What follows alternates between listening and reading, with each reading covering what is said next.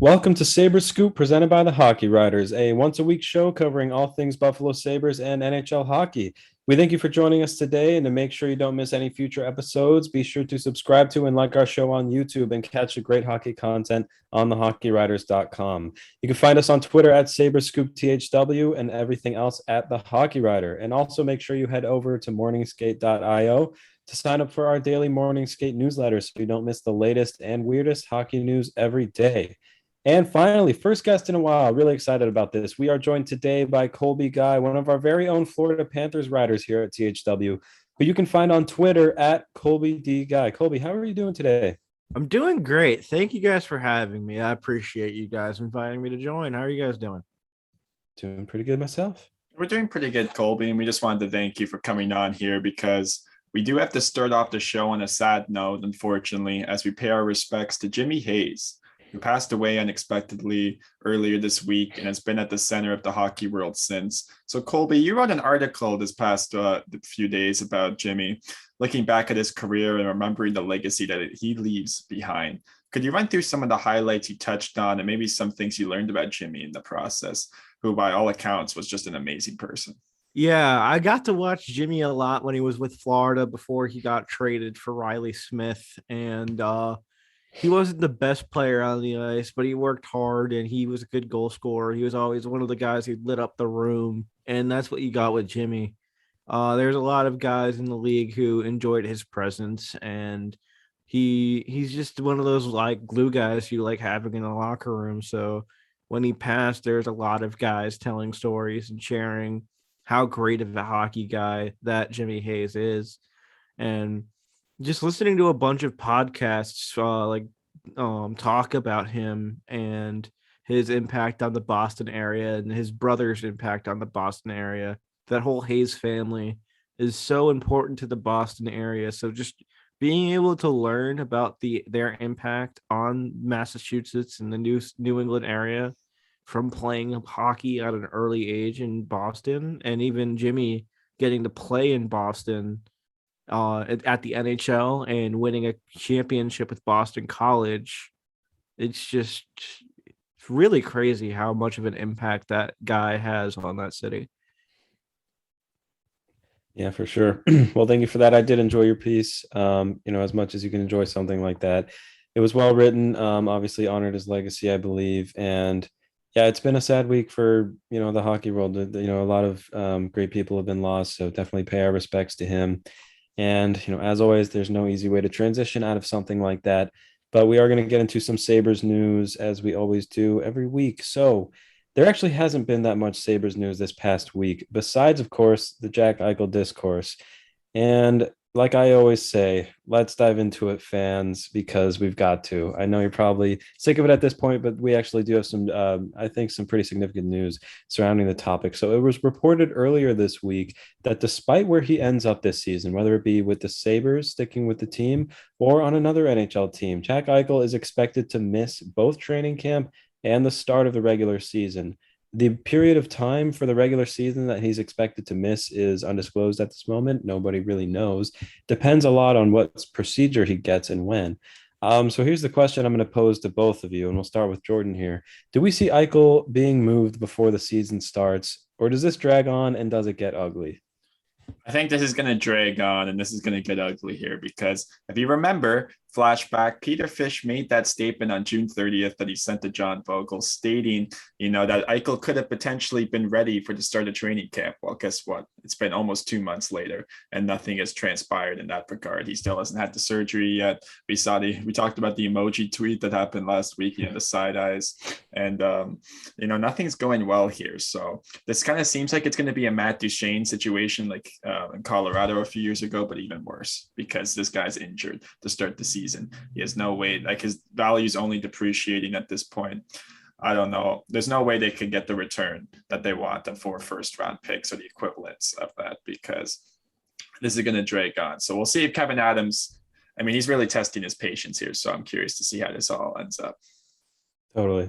Colby, same question. And from an outside perspective, maybe give your thoughts a little bit on what this situation looks like, covering a different NHL team. How do you feel about this situation? How do you think it's going to play out ultimately? Yeah, definitely. I think that it's definitely like a mess of a situation that would be hard to get out of, but I feel like they probably would hold on to him until after the season starts and maybe try to play him in a few games if he is willing to. So I have a feeling teams are probably less willing to bite the bullet on Jack Eichel, especially for that price, when they don't know how healthy he is. They don't know when he's coming back. So when they know that he's 100% healthy and ready to play, I feel like they'd be willing to give up more for Jack Eichel. But at the moment, I think there are a lot of teams that are scared to give up some of their top prospects for a guy like Jack Eichel, to where I feel like it's further from a deal being made at this very moment. Yeah, Yeah. definitely. And even a team like Minnesota, they still have yet to sign Kirill Kaprizov. And in that, we know he's going to be in the NHL next year. It's come out that CSK Moscow offer for September 1st. Like he's going to be playing in the NHL next year. So Marco Rossi of the Athletic is reporting. So if they can get that done, then all the focus, I believe, because we'll focus on Jack Eichel because they are the front runners to land him, in my opinion. Unless a team like Vegas comes out of nowhere. But until the meantime, this is going to wait until September and presumably into training camp, I would have to imagine. So it's going to be interesting to see how that saga develops here over the next month. But the only other news really to talk about is something that has been talked about on Twitter since the Sabres posted it.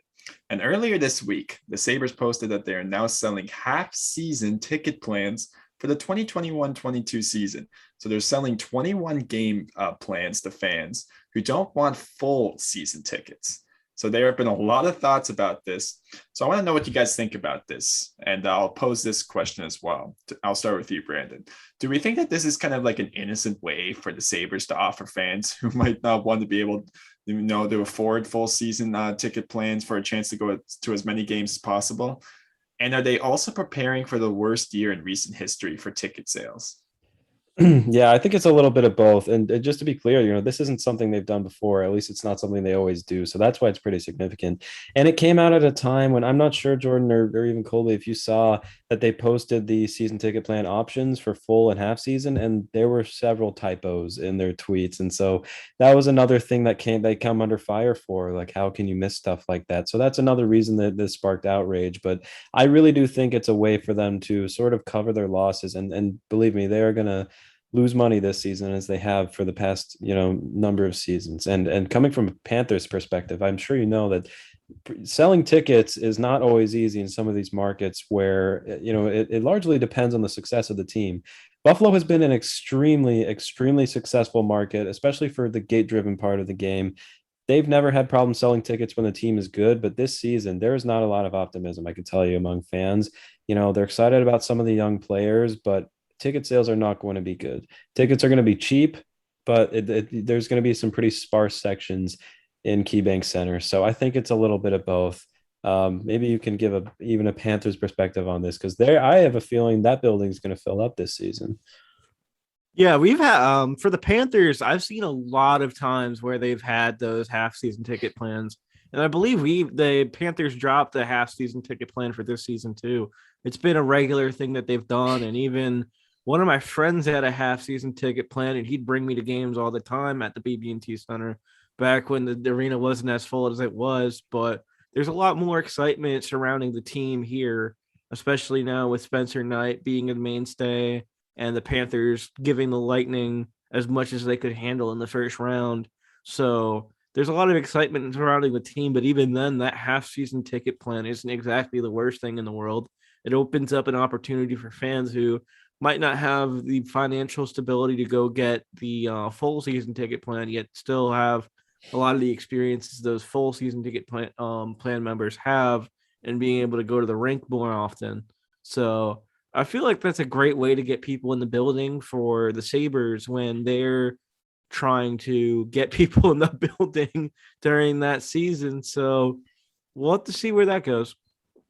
Guys, I'm from the Toronto area, and you can't even the thought of season tickets isn't even a thing you can think of in Toronto, just because like there's almost no possibility unless you're a part of a corporate or you know somebody in that regard, you're not going to be getting season tickets here. But it is very interesting. I just want to add on to Brandon's point there about the typos. They were also using old logos of certain teams. I saw they were, I believe like 8 teams logos, 7 or 8 teams were wrong or they were slightly outdated. So not a good look for the organization there, as they're clearly trying to sell some tickets. But we'll see how this ends up working out and how this develops. But let's reset the show right now, because you're watching Sabres Scoop presented by the Hockey Writers.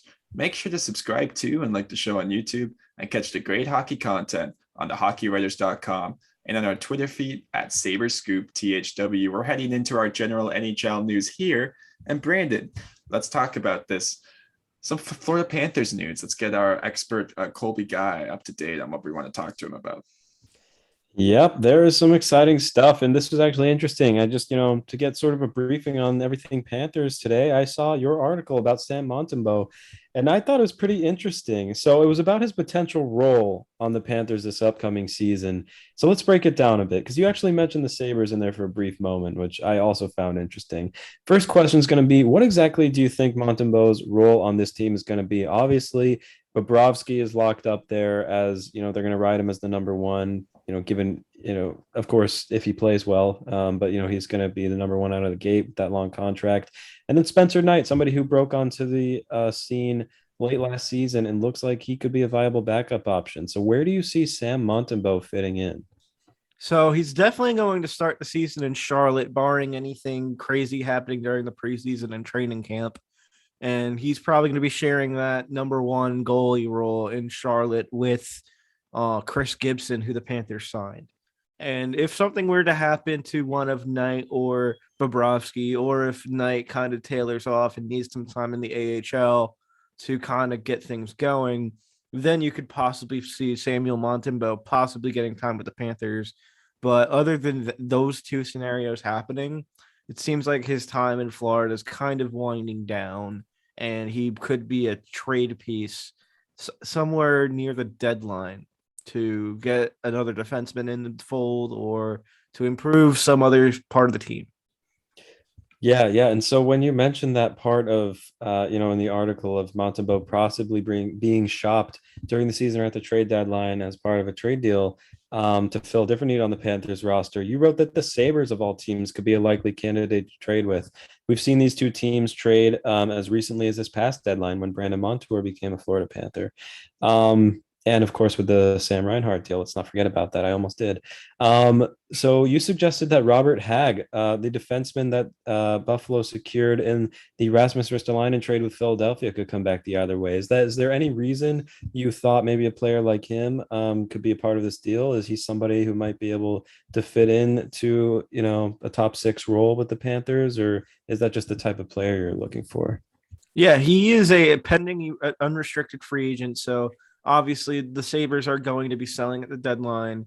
He's a guy that could be moved, and another physical two-way defenseman would fit perfectly for the Panthers, especially with a left-handed shot, because the Panthers are in dire need of more defensemen who can shoot left-handed, because the only NHL regulars returning with a left-handed shot are Gustav Forsling and Marcus Nudavara, which Forsling is very good.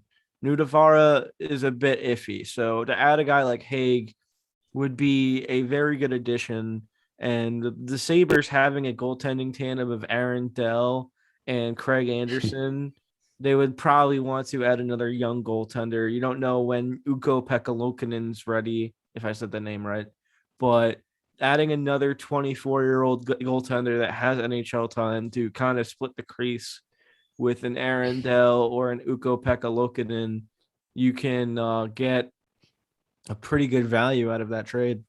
We're going to quickly ask there, Colby, do you think if the Panthers acquired Robert Hagg, would they recreate would they make a form an ex-Sabres pairing of Brandon Montour and Robert Hagg? That could be an option on either the third. That could be an option on the third pairing. You can put Hagg with Montour on that third pairing, or you could put Haig on a line with Ekblad, and then have Gustav Forsling and Mackenzie Weegar together, like it's been working so well in the past. So there are a lot of options for the Panthers to do if they were to get Haig, but he'd be a good addition. Yeah, yeah. And just to wrap up that question, are there any other teams that you could see being a possible destination for Sam Montembeault that maybe has the piece like Robert Haig that you're looking for? Yeah, I could see a team like Anaheim going after him with a piece like Campus Lindholm. Obviously, the Panthers would have to give up more than just Montembeault for Lindholm, but that would be a solid piece for them to go after. And then another team like a New Jersey who could use a backup goaltender for Mackenzie Blackwood would be a good one. Actually, they have Jonathan Bernier, but to add more depth to that goaltending group would still be a good move just in case something were to happen to Bernier, because I'm still not convinced that his success over the last year is sustainable. So either one of those two teams.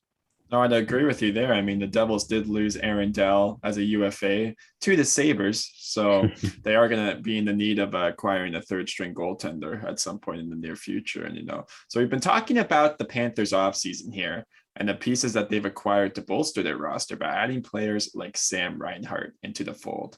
How do you grade GM Bill Zito's work this offseason? Because I saw in a recent Athletic article, all the fans, I mean, this guy's a top 5 GM according to most fans now. And I mean, that would have to tend to agree based off his track record so far.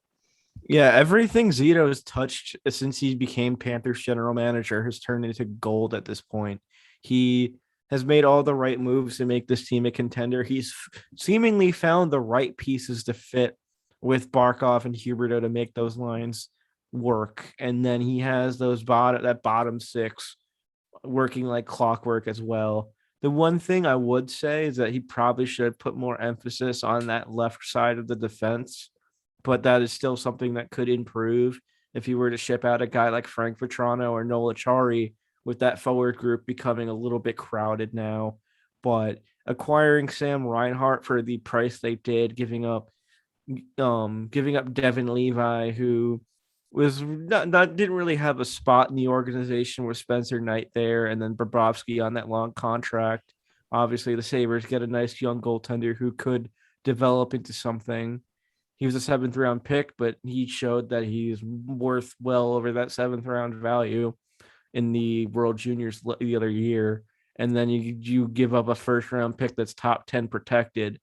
So having that protection on that pick is good, but obviously I don't think that they'd even need to have the protection on it, because they're going to be a good team. They're going to give up that 1st round pick no matter what, because they're going to make the playoffs next year, because they have a contending roster. Well, we know they're going to make the playoffs, Colby. You just have to imagine. I want to get your take on where they're going to finish, though, in this Atlantic Division standing at the end of the 2021-22 season. I'm just curious because there's that 4 team. I mean, we don't really know what Boston's going to be like. There could be a team that maybe regresses. People believe the Toronto Maple Leafs may regress. I think they're going to be somewhere in that 2 to 4 range, hopefully maybe somewhere in the middle, maybe 3. Tampa Bay, we don't even know how they're going to be. They could even potentially regress after losing everybody. Could Florida just come in here and potentially win the division, you think? I think it's going to be a 2-team race for that number 1 spot between Florida and Tampa, which is crazy to say when we're talking about hockey, because we're talking about 2 Floridian teams here. But the state of Florida has got themselves a very, very good bunch of hockey teams here. And depending on what's going on with Victor Hedman, because we don't know yet, because he was injured and I haven't heard anything about surgery since the playoffs ended or anything. It all depends on Hedman's health.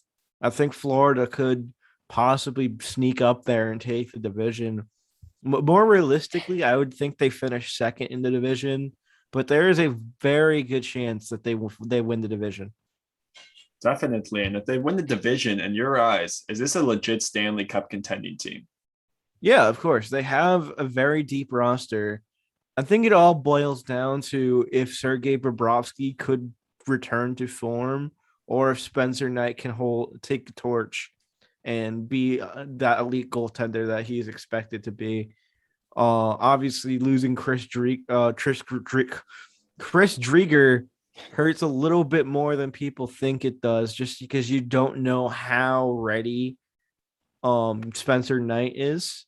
So you get a guy like Sergei Bobrovsky who you don't know what you're getting at this point, just because the last couple of years have been iffy. Sometimes he'll go on a hot streak and look like his old self. Other times he'll kind of falter. So you don't know what you're expecting from him. And then when you get to Spencer Knight, he looked very good in that small sample size he had, but it's just such a small sample size that you don't know if he's going to keep that up or if he's going to regress to the mean or something. So that's just the one thing that there's a big question mark surrounding. Yeah, Florida's just such an interesting team to me as well in terms of the way that they're spending their money at the moment, because Barkov and Huberdeau are not signed yet, but you saw they're signing all of these players, all of their middling players to longer term extensions. Like look at Sam Bennett, who, I kind of wonder, does he have that Nazem Kadri syndrome in the playoffs in terms of, you saw the suspension he got last year, but I mean, he's obviously been a very effective player. 15 points in 10 games, which, people thought that was an overpay at the trade deadline. And then, of course, Bill Zito proved that it wasn't. And we'll see if he can prove it again with that contract he signed, 4.4 million AAV, I believe. I'm curious to see how he performs as well. Yeah, he's a big body. He can score. He can get in the right places. And I think that's a good player to fit with Jonathan Huberdeau. Obviously, that one hit that got him the suspension isn't good, but I don't think he's going to go to Nazem Kadri levels. I don't think every player who gets the suspension is going to that route. So I think he'll be fine. I think that he will make himself available. You saw it with Calgary in the playoffs. He had some very good playoff performances with Calgary, and he's just that type of player who shows up down the stretch and plays with that physicality that's needed to win the playoffs. So you pair him with a guy like Huberdeau, and then I have an article coming out tomorrow where I talked about Owen Tippett being that other piece on that line who would fit very well. He's a player who's very fast, can get in the right areas, can shoot the puck. He's a young player. He's only played 52 career NHL games, but he's a guy that can fit very well on that line. You saw it during the playoffs. So just keeping that line of Tippett, Bennett, and Huberdeau together would work very well for the Panthers. Awesome. Yeah, for the Panthers to be contenders, they're gonna have to make it past some tough teams. One of those teams, potentially, as we move on here, could be the Carolina Hurricanes. Now, we've talked about maybe they've regressed a little bit, but I still think they're gonna make the playoffs and could make some noise. So let's talk about a contract that they signed today with Andrei Svechnikov. And Jordan and I actually prefaced this in a previous episode. We made some guesses as to what sort of money and term he could see, and he ends up inking an 8-year deal with an average annual value of 7.75 million, which I think in the long term is kind of a steal. What do we think of this move, and how will this impact, say, a similar, comparable in Brady Tkachuk and the contract that he needs to get done? Let's go to you, Jordan. Yeah, I mean, when we were doing these projections, last week, we were talking about how on an 8-year term, it's likely going to be closer to 9 million. So the fact that they got him under 8 million is quite a steal. Now, the thing about Svechnikov that's interesting, I saw on JFresh Hockey's model, this guy's finishing ability is very low. It's in the 8th percentile in terms of his 3-year weighted wins above replacement level, meaning he's in the 8th percentile of all NHL players in that category. Now, the reason why he's such a good player is because he's such an amazing play driver in terms of the way he generates expected goals, the way he sees the ice. We've seen it too. I mean, we've seen the Michigan, we've seen everything this guy does. He's a star player. So if he can kind of figure out the finishing touch, I mean, he could explode. Like, I think he's going to have a season within the next 3 years that could put him into the Hart Trophy conversation, or maybe even a top 10. Like, it's going to be that good for this guy. So to get him at under $8 million, it's like they're paying that duo of Aho and Svechnikov very fairly, in my opinion. And in terms of how this affects Brady Tkachuk, I won't forget to mention that. I think all of the $8 million AAV rumors for Tkachuk are over now. I think it's $7 million or less on a long-term deal for Tkachuk to stay in Ottawa. And then another guy who's dancing in the street over this right now has to be Bill Zito, because that's another fairly low-value deal for a star player, like you saw with Braden Point the other during free agency. or he agreed to that $9.5 million extension. And now you get Andrei Svechnikov going for 7.7. Obviously, Barkov's a better player than Svechnikov, and he is pretty much a better player than Point. So it's fair to say that he could demand more. But at the same time, I think Barkov's a winner. He's going to want to stay for a cheaper price. And you've heard that Barkov loves Florida and wants to do anything he can to stay. So you'd think that Florida could be able to get Barkov on that $9.5 million to $9 million price tag, especially with the way the market looks right now. Yeah, Totally. definitely. Yeah. And looking at Sean Couturier and the Philadelphia Flyers, they played copycat today because they also inked their first line center into the exact same contract as Svechnikov at 8 years with a $7.75 million average annual value. So I'm just curious. We'll start with you, Brandon, here. What do we think of this move for the Flyers? How do we believe Couturier's style of play is going to age over the span of 8 years? Because looking at some of the micro stats, I mean, this guy's among the premier centermen in the National Hockey League. I still think he's underrated. I know we talked about that years ago, but I still don't hear his name enough in conversation in terms of, this is a guy that should be in the Selke conversation every year, being at the top 3 nominee, in my opinion. He's really that good at both ends of the ice. Yeah, no, you're right. And he's definitely a terrific player. And I think he's going to have a good couple of years here with the Flyers. And especially as they kind of look to be going for it by all the moves that they've made. I think their window, especially with, a guy like Giroux getting older, it's kind of closing until they're going to have to retool their core. 7.75 is a good price for him. I would say that's what he costs. The term is a little bit concerning. He's coming out of this deal at 36 years old. Do we really think that he's going to be the same player in 8 years? I mean, how long are the Flyers looking to depend on him to play the type of role that he's playing? He kind of reminds me of a player like Logan Couture for the San Jose Sharks, who kind of, as soon as, Joe Thornton couldn't fill that first line center role anymore, Couture stepped up. And hey, they have pretty similar names too. But Logan Couture was able to really fill that, and he was the top points getter for the Sharks. And then he sort of declined a little bit, slowly, year by year, and he's kind of following that trajectory. And I could kind of see the same play style, eventually affecting Couturier the same way. So I'm not sure how it's going to age, but for the next few years, I think that's going to give the Flyers a lot of flexibility, and it's good for now. One thing that you can't teach and one thing that can't go down over time is Couturier's defensive instincts. And I think he'll always be that guy who can make that play defensively, be in the right place at the right time. I think it's just a matter of his skating slowing down.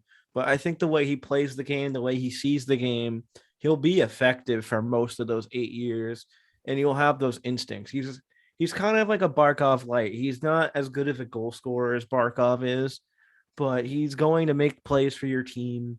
He's going to be in the right places at the right time. He knows the game. So I think the Flyers did a good job in penning Couturier to that $7.75 million deal.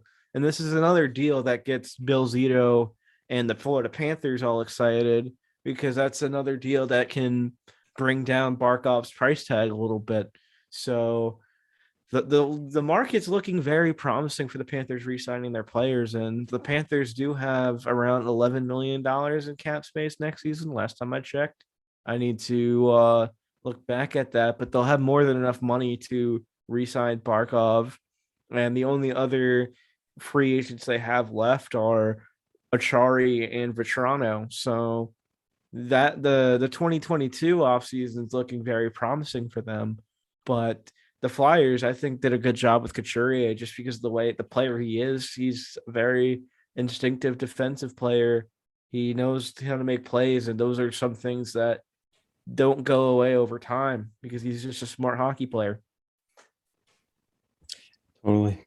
Last topic here of general NHL news, and this actually has to do with going across the pond to Russia. According to KHL president Alexei Morozov, the league is eyeing, in correspondence with the NHL's deputy commissioner Bill Daly, regarding games against NHL teams. So we haven't seen this in a long time. This is pretty exciting. If there's any way to watch Pavel Datsyuk dangle NHL players again, then I'm all for it. The NHL has not released any statements on the matter yet, but there could be an update soon. We actually just saw ESPN agreed and bought 50 KHL games. It isn't a huge number, and obviously there's a time difference, but more hockey is more hockey, and the KHL is a good league. What do we think of this, and how do we picture the structure of potential exhibition games between the KHL and the NHL?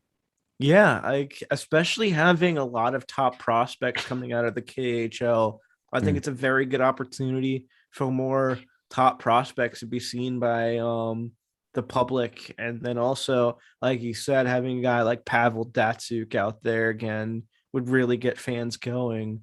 But having a team with a lot of Russian players like Alexander Ovechkin playing over in Russia would get fans in Russia going about the NHL as well. And I think it would be good for both leagues to kind of get more traction in the country they're playing against. And I think like it's gonna be very fun for fans in the United States to get to know the KHL and know their game. And with the Olympics coming up, it's also a good way to know a lot of these Russian guys who are coming out of the KHL who could be playing in the Olympics if they were to have games scheduled before the Olympic break. Obviously, I don't think this is going to happen before the Olympic break just because of how everything is just starting to come to fruition now. But I think it's a very good way to market the game and make the game more global, even if it's in two countries where the game is already very prominent. Yeah, definitely. I do just want to quickly point out regarding that ESPN topic that Brandon brought up. That actually, a spokesperson for ESPN did come out today and did kind of deny that report, so it's not made official Oh yet. no, where did I There's see this? there is actually some but that there is hope though that is potentially going to get Mhm. worked out. So I kind of just have a feeling that's kind of a situation where that just hasn't been made official yet. So Yeah. I think that is going to eventually happen. But regarding this, man, like this is a fantastic way to grow the game. You know, Gregory Denisenko, I'm sure would be an awesome watch for you. Rodi Namira for Leafs fans, Prokhor Poltapov for Sabres fans. I know that's an interesting Let name to me bring up there, interrupt you but though. Denisenko is already in the States. He might have a chance to make the Panthers roster. oh yeah, you're true, right? Yeah, I guess I'm forgetting his age there, but yeah, I would be very fascinated. But even getting to see him go back to Russia with the Panthers to play his former team would be pretty cool, right? So there's tons of interesting scenarios there. This is what the NHL is trying to do, is grow the game with ESPN by their side. So I mean, I'm all for this. And if they can make this happen, it sounds like October could be the start date that the KHL wants. We don't know necessarily if the NHL could make that work. I mean, that's just months away. So maybe this is maybe something that happens next year. But if they can make it work, then I'm all for it. Definitely. Yeah, I think it's an exciting. I mean, just look at back to 1990 when Russian players, well, I guess Soviet players at that time finally had the chance to come over and play in the NHL. Obviously, at that time it was a little different. They had to defect, but just look at the talent. You know, when you go international, the talent that you find and you get to play against and you get to recruit for the NHL is just so immense. And so to see these leagues, you know, the best league in Russia and the best league in North America go at it, it would be super interesting. So I like the prospect of that. Yeah, man. I mean, the Olympics are one thing, but that happens only once every 4 years, right? So, you know, I see this kind of conversation brought up regarding women's sports as well. I mean, Natalie Spooner went on the Athletic Hockey Show I was listening to yesterday and talked about this. If you're only exposing yourself once every 4 years, then people are going to forget about you in between, right? So you need to be consistently trying to grow the game in different ways. And this is a way that the NHL could get creative. If you can get creative, which they need to do, like this is a league that's never creative compared to the other sports leagues, I'm all for it. So I hope this can work out. Even play against all the other leagues, play against, the Liga, play against the SHL teams. That would be awesome to see if we can make that work one day. But yeah, so any last thoughts, guys, just before we wrap up the show? Just curious. I think I am all fresh out. Yeah, same here. Thanks for having me, guys. Yeah, definitely. And with that, we thank you for joining us because this has been Sabres Scoop presented by the Hockey Writers. Make sure to subscribe to the show on YouTube and follow us on Twitter at Sabres Scoop THW. Once again, make sure you head over to morningskate.io to sign up for our daily Morning Skate newsletter so you don't miss out on that latest and weirdest hockey news that comes out every day. And thanks again to Colby for joining us tonight. It was great to talk some Panthers and Sabres with him, and we're happy to get to talk to him just again in general. Make sure you follow him on Twitter at Colby D Guy. Don't miss out on all the great hockey content on thehockeywriters.com. For Brandon and Colby, this is Jordan, and this has been Sabres Scoop. Until next time.